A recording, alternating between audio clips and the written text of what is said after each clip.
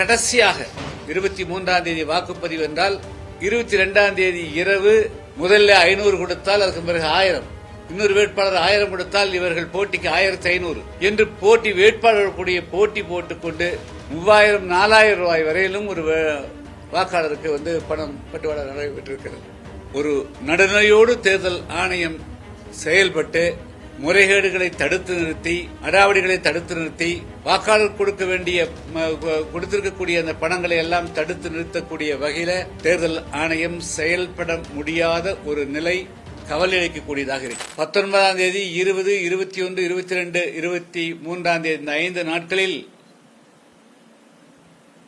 மிதமிஞ்சிய அளவுக்கு பணம் வாக்காளர்களுக்கு கொடுக்கப்பட்டிருக்கிறது. இதை தடுக்கக்கூடிய வகையில்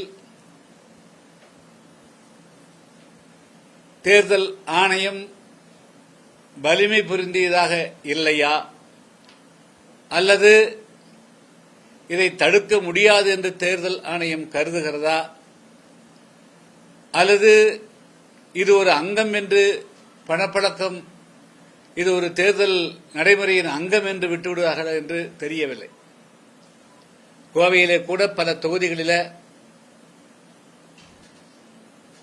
தங்க காசுகள் எல்லாம் கொடுக்கப்பட்டதாக செய்திகள் வருகின்றன.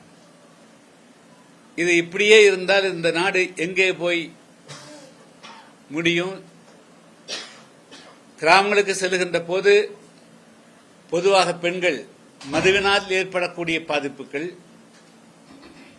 போதை பழக்கங்களால் தங்களுடைய பிள்ளைகள் இளைஞர்கள் அவர்களுக்கு ஏற்படக்கூடிய பாதிப்புகள், பெண்களுக்கு பாதுகாப்பற்ற நிலை, இளைஞர்களுக்கு வேலையில்லாத நிலை அனைத்தையும் சுட்டிக்காட்டுகிறார்கள். மக்கள் மிகப்பெரிய அளவுக்கு கிளர்ந்திடுகிறார்கள்.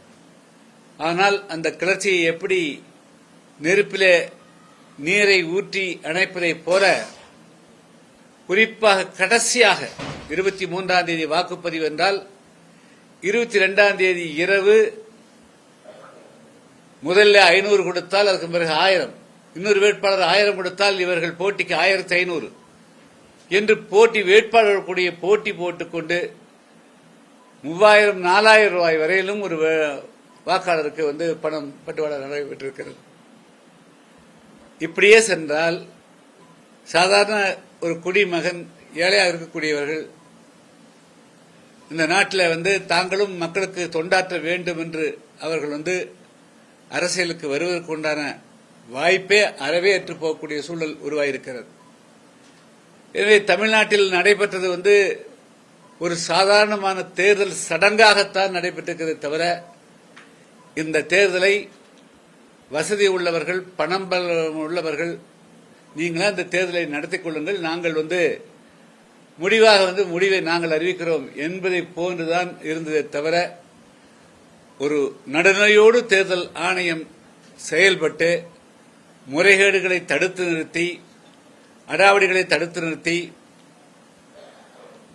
வாக்காளர் கொடுத்திருக்கக்கூடிய அந்த பணங்களை எல்லாம் தடுத்து நிறுத்தக்கூடிய வகையில தேர்தல் ஆணையம் செயல்பட முடியாத ஒரு நிலை கவலை அளிக்கக்கூடியதாக இருக்கு.